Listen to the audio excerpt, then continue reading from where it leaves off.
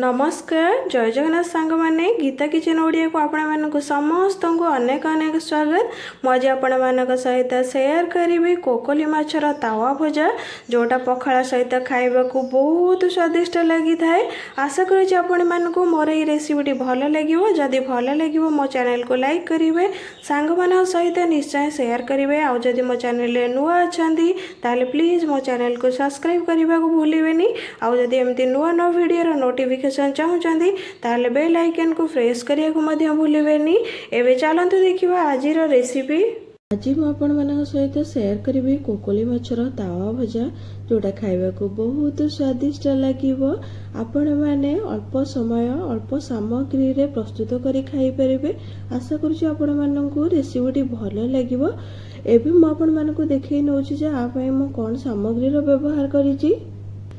कोकोली माछर तावा भजा प्रस्तुत करने मुझे 4 ରୁ 5टी सुखिला लंका ता सहित छोट खंडे अदा 4 ରୁ 5 कोला रसुण ता सहित नहीं जीरा धनिया सोरिष एकु सब आम प्रथम ग्राइंड करी नबा।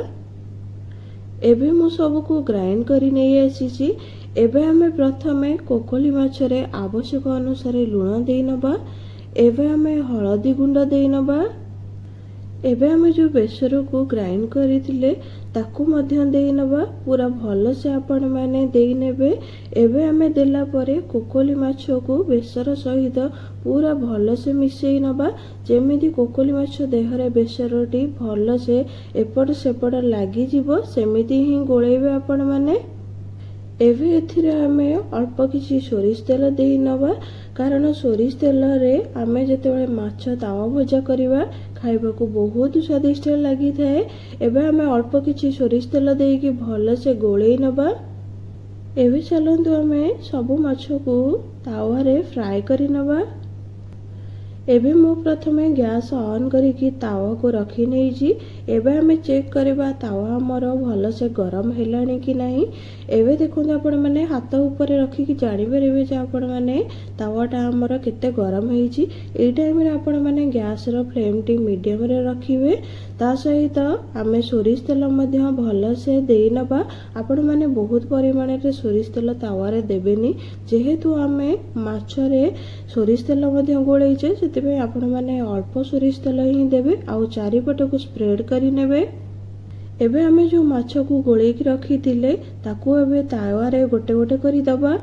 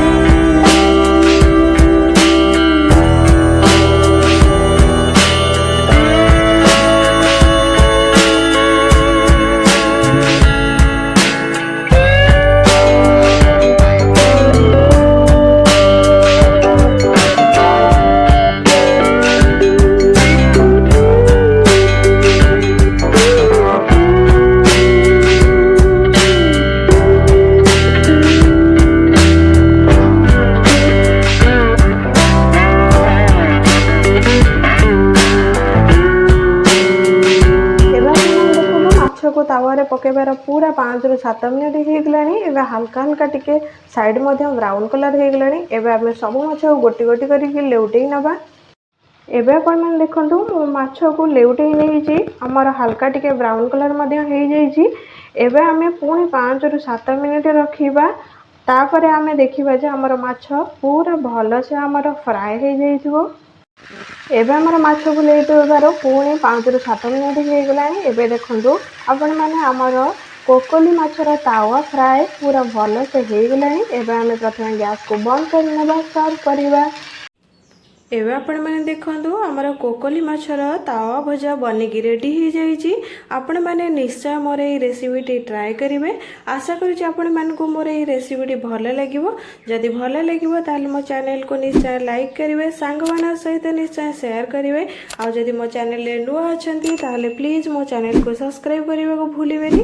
ଆଉ ଯଦି ଏମିତି ନୂଆ ନୂଆ ଭିଡ଼ିଓର ନୋଟିଫିକେସନ୍ ଚାହୁଁଛନ୍ତି ତାହେଲେ ବେଲ୍ ଆଇକନ୍କୁ ପ୍ରେସ୍ କରିବାକୁ ମଧ୍ୟ ଭୁଲିବେନି। ଏବେ ରହୁଛି, ଜୟ ଜଗନ୍ନାଥ। ଆସିବି ଆଉ ଗୋଟେ ନୂଆ ରେସିପି ନେଇ। ନମସ୍କାର।